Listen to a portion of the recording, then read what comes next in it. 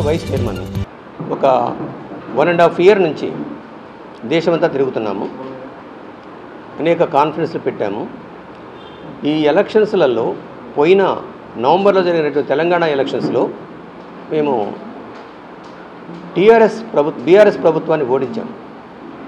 మేము ఒక్కళ్ళమే కాదు, civil society మొత్తం కూడా. బీఆర్ఎస్ ప్రభుత్వాన్ని ఓడించి కాంగ్రెస్ ప్రభుత్వాన్ని తీసుకురావడానికి, దాని అలయన్స్ పార్టీ అయిన సిపిఐని కూడా తీసుకురావడానికి కారణం ఏంటంటే, గత 10 సంవత్సరాల బట్టి మెయిన్ మీడియాని మొత్తం కూడా గొంతు నొక్కేశాడు మన ప్రధానమంత్రి గారు. ప్రధానంగా మీతోటి మేము చెప్పాలనుకుంటుంది ఏంటంటే, ఈరోజు రేపు 13వ తారీఖు జరిగే ఎలక్షన్స్, మే మొత్తం వరకు జరిగే ఎలక్షన్స్ మొత్తంలో కూడా ఇది భారతదేశ ప్రజలైనటువంటి 140 కోట్ల ప్రజలకును ఆర్ఎస్ఎస్, బీజేపీ, కార్పొరేట్ ఫ్యాసిస్ట్ ఫోర్సెస్కి మధ్య జరుగుతున్నటువంటి ఓట్ల యుద్ధం ఇది.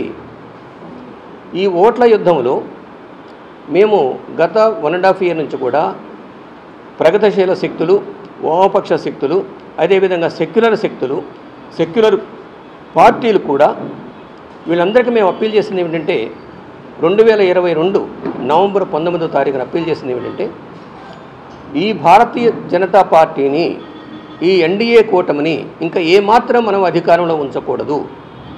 కారణం ఏమిటంటే, వీళ్ళు చెప్పేటువంటి అభివృద్ధి ఏదైతే ఉందో, అభివృద్ధి మొత్తం కూడా కార్పొరేట్ శక్తుల అభివృద్ధి తప్ప ప్రజల అభివృద్ధి కాదు. ప్రజల అభివృద్ధి ఎందుకు కాదంటే, మాకు ఒక డేటా ఉన్నది. ఈక్విటీ ల్యాబ్ అనే ఒక డేటా పట్టించింది. భారతదేశంలో ప్రపంచంలో ఉన్నటువంటి అన్ని దేశాల కన్నా కూడా పేదరికానికున్న ధనిక వర్గాలకు మధ్య తేడా చాలా ఎక్కువ ఉన్నదని చెప్పేసి రీసెంట్గానే ఒక రిపోర్ట్ రిలీజ్ చేసింది. అది ఒక నెంబర్ 1. నెంబర్ 2, గుజరాత్ మోడల్ అని చెప్పేసి ఓదరగొట్టినటువంటి మోడీలు, షాలు మేము అడిగాం. నేను డాక్టర్ని, కార్డియాలజిస్ట్.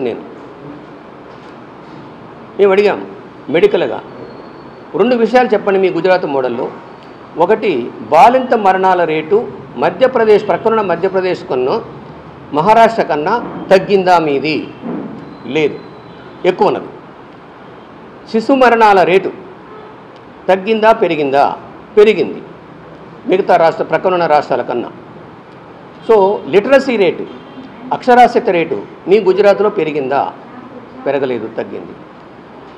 2002 నుంచి 2014 వరకు గుజరాత్, 2014 నుంచి 2023-24 వరకు భారతదేశం మొత్తంగా కూడా మోడీ షాల నాయకత్వంలో ఈ దేశంలో రికార్డు చేసింది ఏమిటంటే అల్లర్లు, మతాల మధ్య అల్లర్లు, అదేవిధంగా రాష్ట్రాల మధ్య అల్లర్లు. దక్షిణ భారతదేశంలో ఉన్నటువంటి జీఎస్టీకి తిరిగి వచ్చేటువంటి డబ్బులు ఏవి కూడా దక్షిణ భారతదేశం ఉన్నటువంటి రాష్ట్రాలకు రాలేదు, ఇంక్లూడింగ్ ఆంధ్రప్రదేశ్లో కూడా. మనం 100 రూపాయలు జీఎస్టీ పే చేస్తే మనకు కనీసం 50% రావాలి. 50% కాదు కదా, 13% కూడా రాలేదు. ఇది వాస్తవం. ఇక మిగతా విషయం ఏమిటంటే, భారతదేశ రాజ్యాంగం ఏదైతే ఉందో, ఈ భారతదేశ రాజ్యాంగం గత 65-70 సంవత్సరాలు బట్టి వివిధ రాష్ట్రాల్లో పరిపాలించినటువంటి సెక్యులర్ పార్టీలు ఏవైనా కూడా ఇంత మత విద్వేషాలని రెచ్చగొట్టలేదు. మొన్న మనం ప్రధానమంత్రి గారు ఆ హోదాలో ఉండి రాజస్థాన్ పోయి కాంగ్రెస్ ప్రభుత్వం అధికారంలోకి వస్తే హిందూ స్త్రీల తాలిబొట్లు కూడా తెంచేసి వాళ్ళు ముస్లిమ్స్కి ఇస్తారు, ఆదాయం మొత్తం కూడా ముస్లిమ్స్ కట్టబెడతారు. నిన్నగాక మొన్న మోడీ గారు ఏం మాట్లాడారు? రాహుల్ గాంధీ గారనట పాకిస్తాను ప్రధానమంత్రి కావాలని కోరుకుంటుందట. వీనికి ఎందుకది? ఈ దేశంలో ఉన్న ప్రజల విషయం మాట్లాడు. నువ్వు డెవలప్ చేసింది ఏమిటి? ఇంతవరకు 52 సూచకలు ఉన్నాయి, మానవాభివృద్ధి సూచకలు. 52 సూచకలు ప్రతి సూచక కూడా కిందకు పోవటమే తప్ప పైకి పెరగలేదు. అన్ని రేట్లు పెరిగినాయి, ఒకదాని రేటు మాత్రం తగ్గింది. ఆ ఒకటేమిటి? రూపాయి విలువ ప్రపంచ మార్కెట్లో తగ్గిపోయింది, అంతకన్నా పెరిగింది, అంతకన్నా ఇంకేం తగ్గలేదు. కాబట్టి గ్యాస్ సిలిండర్ 450 ఉన్నప్పుడు మొత్తుకున్నారు, ఇప్పుడు 1100 అంటే ఇది అభివృద్ధి అంటున్నారు. కాబట్టి మిత్రులారా, భారత బచావో ఈ క్యాంపెయిన్ సంవత్సరంన్నర బట్టి వివిధ రాష్ట్రాల్లో చేసింది, తెలంగాణలో చేసింది, కర్ణాటకలో చేసింది.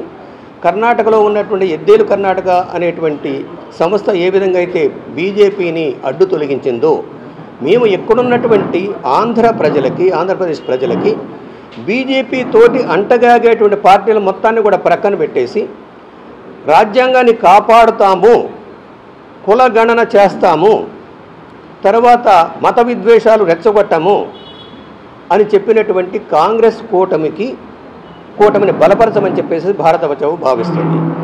మరి ఇక్కడ ఆంధ్రప్రదేశ్లో 10 సంవత్సరాలు బట్టి గవర్నమెంట్ నడిచినాయి. ఇప్పుడు ఇక్కడ ఎన్నుకోబడేటువంటి ఎంపీ క్యాండిడేట్లు ఎవరు గెలిచినా అది జగన్ పార్టీ కావచ్చు, లేదంటే పవన్ పార్టీ కావచ్చు, లేదంటే బాబు పార్టీ కావచ్చు, ఏ పార్టీ గెలిచినా కూడా మా బట్టలోనే పడతాయనే గ్యారంటీ వాళ్ళకి ఇచ్చారు. ఇది ప్రజలకు ద్రోహం చేయటమే.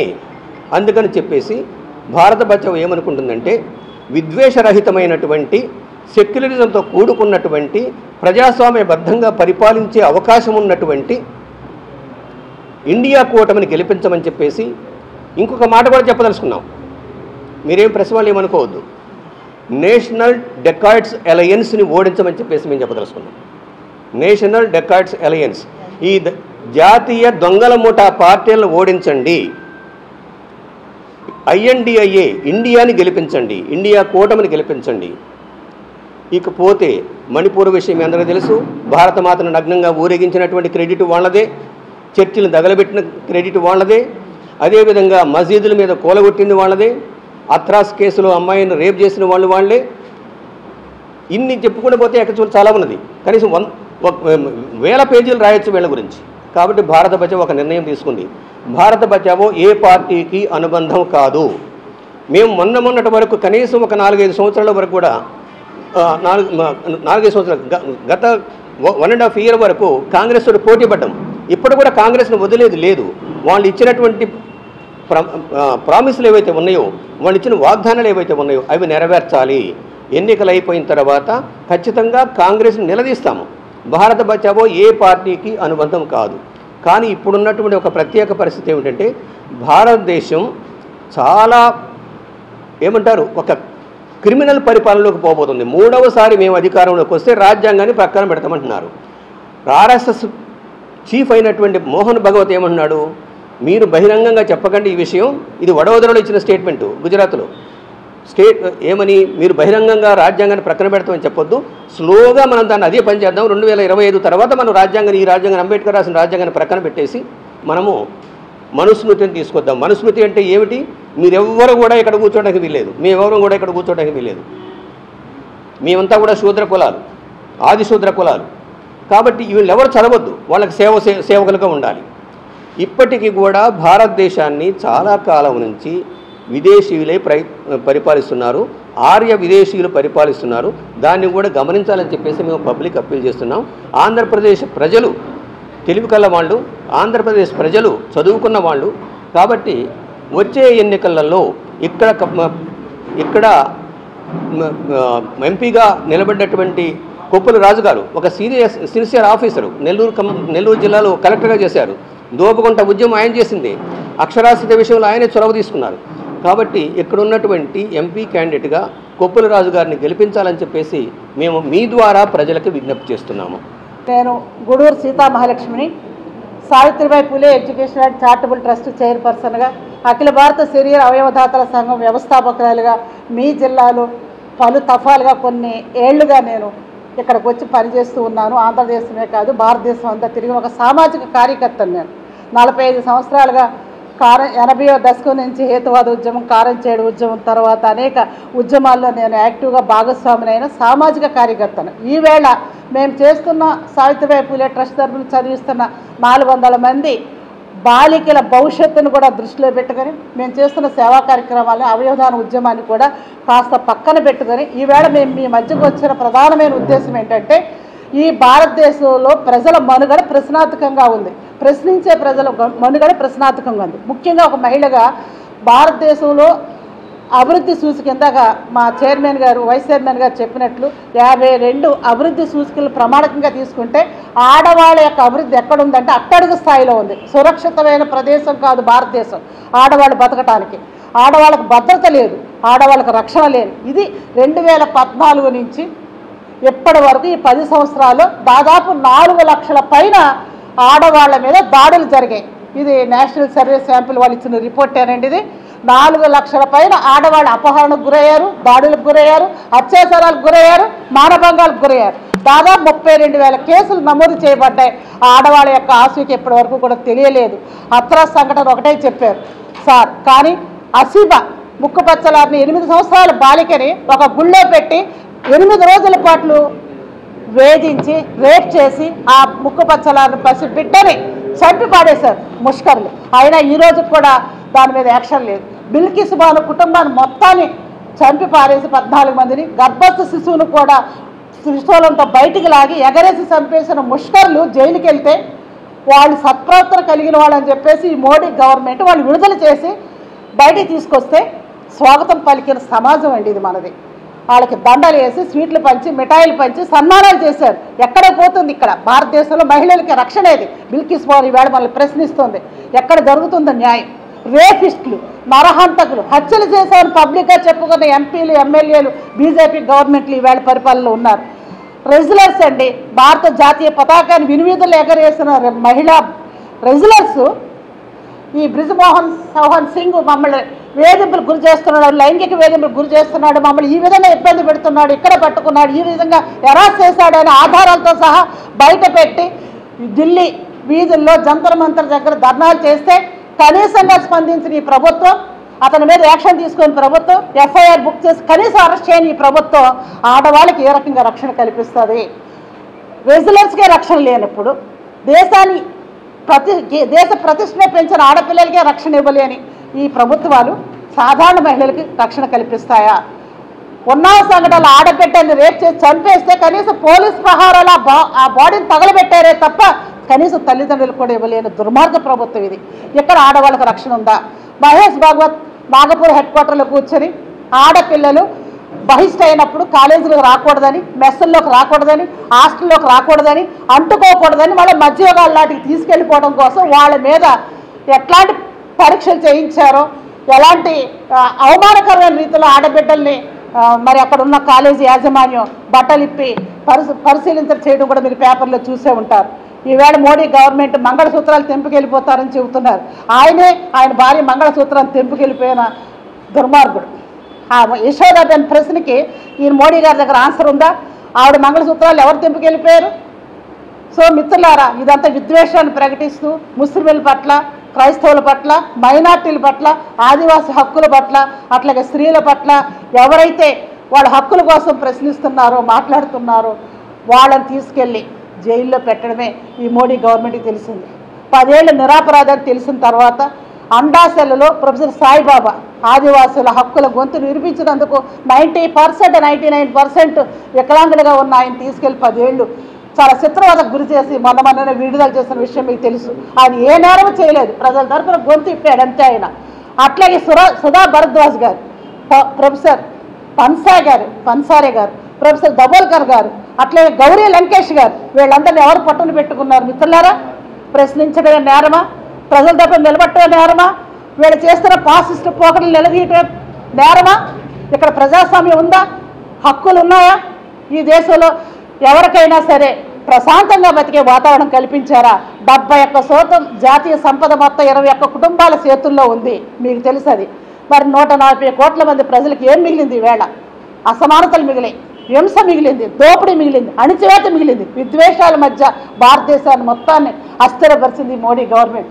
కాబట్టి మిత్రులారా, మనం అందరం కూడా ఈ ఎన్ఆర్సీ లాంటి వాళ్ళు, సీసీఏ లాంటి వాళ్ళు, రైతాంగం 14 నెలలు వాళ్ళు గడ్డగట్టే చలిలో ధర్నాలు చేస్తే, ఢిల్లీని ముట్టడిస్తే కనికరించిన ప్రభుత్వం కార్లు తోలించి మన రైతులు చంపారే, ఆ గడ్డగట్టే చలిలో 750 మంది రైతులు చనిపోయారే, అన్న పెట్టే రైతులకి ఇదా గౌరవం ఈ గవర్నమెంట్ ఇచ్చింది? తాత్కాలికంగా వాళ్ళు వెనక తీసుకున్నారే తప్ప నల్ల చట్టాలని మళ్ళీ 2024లో మోడీ గవర్నమెంట్ వస్తే ఎంతకంటే భయంకరంగా వాళ్ళు అమలు చేస్తారు ఫాసిస్ట్ చట్టాలని. కాబట్టి మిత్రులారా మేల్కోవాలి. మీ ద్వారా మేము ప్రజల్ని అపీల్ చేస్తున్నాం, మేల్కోవాలి ప్రజలు. మనకు పదునైన ఆయుధం అంబేద్కర్ గారు ఇచ్చారు, ఓటైన ఆయుధం. ఈ ఓటైన ఆయుధాన్ని మనం ఉపయోగించుకొని సెక్యులరిస్టులని, కాంగ్రెస్ వాదుల్ని, ఇండియా కూటమిని ఉన్న ఈ సిపిఐ, సిపిఎం, ఆప్ లాంటి పార్టీలు ఎక్కడైతే దేశవ్యాప్తంగా ఇండియా కూటమిలో ఎలియన్స్ పెట్టుకొని పోటీ చేస్తున్నారో వాళ్ళని గెలిపించుకొని ఇక్కడ సెక్యులరిజాన్ని బతికిద్దాం. ఆడవాళ్ళ మాన ప్రాణాలు కాపాడుకుందాం, ప్రాథమిక హక్కులు కాపాడుకుందాం, మన రాజ్యాంగాన్ని కాపాడుకుందాం. ఈ మనువాద బ్రాండికల్ కల్చర్ని ఏదైతే ఇక్కడ తీసుకురావాలని ప్రయత్నం చేస్తున్నారో బీజేపీ, ఆర్ఎస్ఎస్ సంఘీలకి గట్టిగా బుద్ధి చెబుదాం. భారతదేశ పొలిమేరల నుంచి ఈ ఆర్ఎస్ఎస్ సంఘీలను తరిమేయకపోతే ఈ దేశంలో మైనార్టీలైన ముస్లింలు కానీ, క్రైస్తవులు కానీ, ఆదివాసీలు కానీ, స్త్రీలను కానీ బతకటానికి అవకాశం లేని పరిస్థితులు కనిపిస్తున్నాయి. కాబట్టి అసంఖ్యాక పీడిత వర్గాల ప్రజల తరఫున, భారత ప్రజల తరఫున, భారత మహిళల తరఫున భారత బచావ్ ఉద్యమంలో మేమంతా పాల్గొంటున్నాం. ఈ దేశాన్ని రక్షించుకోవడం కోసం, మన యొక్క మానవ హక్కులు నిలబెట్టుకోవడం కోసం, ఈ దేశంలో శాంతి సామరస్యాలతో సమానత్వంతో బతకడం కోసం భారత బచావ్ తరఫున ఇండియా కూటమిని గెలిపించుకుంటూ ఇక్కడ కాంగ్రెస్ తరఫున పోటీ చేస్తున్న ఎంపీ రాజు గారు, ఆయన మీ అందరికీ తెలుసు, ఇదే నెల్లూరు జిల్లాలో కలెక్టర్గా పనిచేశారు. సారా వ్యతిరేక ఉద్యమానికి, అలాగే అక్షరాస్యత ఉద్యమానికి ఆర్జుడు. ఆ ఉద్యమాల్లో మేము కూడా పాల్గొన్న వ్యక్తులుగా, సామాజిక కార్యకర్తలుగా, ఇట్లాంటి బాధ్యత కలిగిన వ్యక్తులు కాంగ్రెస్ పార్టీ తరఫున నిలబడితే ఈ దేశంలో మంచి జరుగుతుందని భావిస్తూ, అట్లాగే మూలం రమేష్ గారు సిపిఎం పార్టీ తరఫున నిలబడ్డారు. వారికి కూడా మీరు ఓటు వేసి మనం అసెంబ్లీకి పంపిద్దాం, వారిని పార్లమెంట్కి పంపిద్దామని మీ అందరికీ మనవి చేస్తూ, మోడీ గారు 14 సంవత్సరాలుగా ఈ దేశంలో విద్వేషాల ఫ్యాక్టరీని పెట్టారు, అబద్ధాల ఫ్యాక్టరీని పెట్టారు. మామూలు అబద్ధాలు కాదు, విద్వేషాల అబద్ధాలను ప్రచారం చేస్తున్నారు. కానీ ఇక్కడ ఈ సమాజం పరస్పరం ప్రేమతో బ్రతుకుతున్న సమాజం. రాహుల్ గాంధీ గారు ఆయన టూర్లో ఒక ప్రకటన చేశారు, మేము ఇక్కడ ప్రేమ షాపుని పెట్టాలనుకుంటున్నామని చెప్పేసి. అది చాలు. విద్వేషాల మధ్య మనం బ్రతకలేము, పరస్పరం ప్రేమ ఉంటే మనం బ్రతకగలం.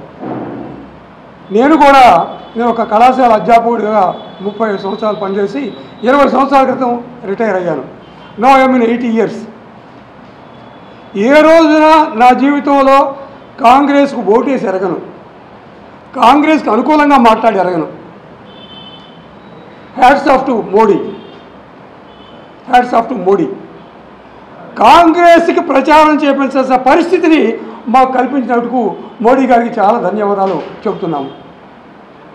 మరి ఈ దేశంలో హిందువులు ఉన్నారు, హిందూ మతము దేవుడు లేడు అన్నందుకు ఈ దేశంలో కోట్లాది ప్రజలు ఒక క్రమక్రమంలో వాళ్ళకి అవకాశం దొరికినప్పుడు ఇస్లాంలోకి మారారు, వాళ్ళకి అవకాశం దొరికినప్పుడు క్రైస్తవులోకి మారారు. కారణం ఆనాటినటువంటి మనుస్మృతి. కనుక ఈ దేశంలో క్రైస్తవులు, ముస్లింలు ఈ దేశం మూలవాసుల యొక్క సంతానం. కానీ ఇవాళ ఆయన ఏమంటున్నారు, ఈ దేశంలో ఎవరిదైతే పుణ్యభూమి ఉందో వాళ్ళు మాత్రం కూడా అర్హులు అని చెప్పేసి ఆర్ఎస్ఎస్ 80 సంవత్సరాల క్రితం ప్రకటించింది. ఇవాళ మోడీ గారు, అమిత్ షా గారు, మొత్తం బీజేపీ యొక్క వీళ్ళు ఏమంటున్నారంటే, మీ పుణ్యభూమి ఇక్కడ లేదు కనుక మీరు ఇక్కడ బతికితే సెకండరీ సిటిజన్స్గా బతకండి అంటున్నారు, మీకేం హక్కులు లేకుండా బతకండి అని చెప్పేసి అంటూ వీళ్ళు పరిస్తున్నారు. ఇక అన్నింటినీ ప్రైవేటైజ్ చేస్తున్నారు. ప్రైవేటైజ్ చేస్తే ఏమవుతుంది, రిజర్వేషన్స్ ఉండవు ప్రైవేట్ సెక్టర్లో. ప్రైవేట్ సెక్టర్లో రిజర్వేషన్స్ కావాలని చెప్పేసి ఈ దేశంలో బీసీలు, ఎస్సీలు వీళ్ళంతా 30 సంవత్సరాలు జరుగుతున్నారు, కానీ జరగలేదు. ఇప్పుడు వీళ్ళు సిద్ధాంతపరంగా చెబుతున్నారు, మొత్తం మేము ప్రైవేటైజ్ చేస్తాము, ప్రభుత్వము పరిశ్రమలు నడుపుతానికి కాదు అని చెప్పబడుతుంది.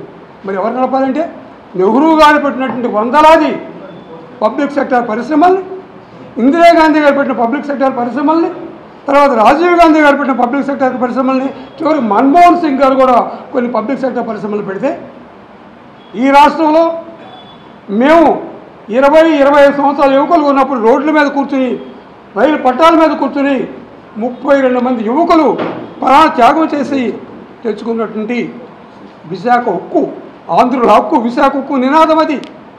ఆ విశాఖ ఉక్కుని మేము ప్రైవేటైజ్ చేసి తీరుతాము అంటున్నారు. దాన్ని ప్రైవేటైజ్ చేస్తే అక్కడ ఉన్నటువంటి 1,00,000 మంది ఉద్యోగాలు నాశనం అయిపోతాయి. దాని మీద ఆధారపడినటువంటి విశాఖపట్నం ఎకానమీ కాదు, మొత్తం ఆంధ్రప్రదేశ్ ఎకానమీ ఏమైపోతుంది. అదే రకంగా మరి 2014 ఎన్నికల్లో మోడీ గారు తిరుపతి వెళ్ళి తిరుపతి వెంకన్న సాక్షిగా మేము అధికారంలోకి వస్తే ఆంధ్రప్రదేశ్కి ప్రత్యేక హోదా ఇస్తామన్నారు. అధికారంలోకి వచ్చిన తర్వాత అమరావతికి వచ్చి మన ముఖాన చెంబడి నీళ్లు గుబ్బడి మట్టి కొట్టి వెళ్ళిపోయాడు. కాకినాడ దగ్గర కేజీ బేసిన్లో కొన్ని లక్షల కోట్ల విలువైనటువంటి గ్యాస్ ఉత్పత్తి అవుతుంది. దాని మీద మనకు 50% హక్కు ఉంది. కానీ 10% కూడా మనకు ఉండగా మొత్తంగా గుజరాత్కి ఉత్తరప్రదేశ్ తరలించుకెళ్తున్నాడు. ఇలా మోడీ ఈ దేశాన్ని విచ్ఛిన్నం చేస్తున్నాడు, మన రాష్ట్రాన్ని నాశనం చేస్తుంటే ఇక్కడ ఉన్నటువంటి ప్రధానమైన ప్రాంతీయ పార్టీలు ఎంత విషాదం అంటే, ఎంత అసహ్యం అంటే, ఎంత బాధాకరం అంటే, ఎంత విద్రోహకరమైన పాత్ర నిర్వహిస్తున్నారు వీళ్ళు. వీళ్ళ రాజకీయ అధికారం కోసం ఈ మోడీకి ఒకళ్ళు ఎడంకాల దగ్గర మరొకళ్ళు కుడికాల దగ్గర ఉండి సేవ చేస్తున్న పరిస్థితి. వీళ్ళ మళ్ళీ ఒక విద్వేషాలు, కుల విద్వేషాలు రెచ్చగొడుతున్నారు, రకరకాల విద్వేషాలని రెచ్చగొడుతున్నారు. కనుక విద్వేషాల మోడీకి అనుకూలంగా వ్యవహరిస్తూ ఈ రాష్ట్ర ప్రయోజనాలని ద్రోహం చేస్తున్న మోడీకి సేవ చేస్తున్నటువంటి ఈ ప్రాంతీయ పార్టీలు, ఈ కుల పార్టీలు, కుల గజ్జి పార్టీలు కూడా వ్యతిరేకించాల్సిన అవసరం ఉంది. ఆ రకంగా టీడీపీ, ఈ జనసేన, వైఎస్ఆర్సీపీ ఈ 3 ప్రాంతీయ పార్టీలు కూడా తిరస్కరించాల్సిన అవసరం ఉందని చెప్పేసి మీకు భారత బచావ్ తరఫున మనవి చేస్తూ, కాంగ్రెస్ మేనిఫెస్టో ప్రజాస్వామ్యాన్ని పాటిస్తానంది, అలాగే ఈ రాష్ట్రానికి ప్రత్యేక హోదా ఇస్తానంది, ఇలా అనేక వాగ్దానాలు చేస్తూ స్త్రీల పట్ల మేము గౌరవంగా వ్యవహరిస్తామని చెబుతుంది. అలాంటి కాంగ్రెస్ని, అలాంటి కాంగ్రెసు నాయకత్వాన్ని, అలాగే ఇక్కడ అసెంబ్లీ అభ్యర్థిగా సిపిఎం నిలబడ్డాడు. ఈ సిపిఎం ఇండియా కూటమిలో భాగస్వామి కనుక ఈ అసెంబ్లీకి సిపిఎం అభ్యర్థి అయినటువంటి రమేష్ గారిని, అలాగే పార్లమెంట్కి కొప్పుల రాజు గారిని గెలిపించవలసిందిగా మీ తరఫున ప్రజానీకాన్ని అందరూ కూడా విజ్ఞప్తి చేస్తూ ఈ మెసేజ్ని మీరు ప్రజల్లోకి తీసుకోవాల్సిందిగా మిమ్మల్ని భారత బచావో రిక్వెస్ట్ చేస్తూ ఉంది.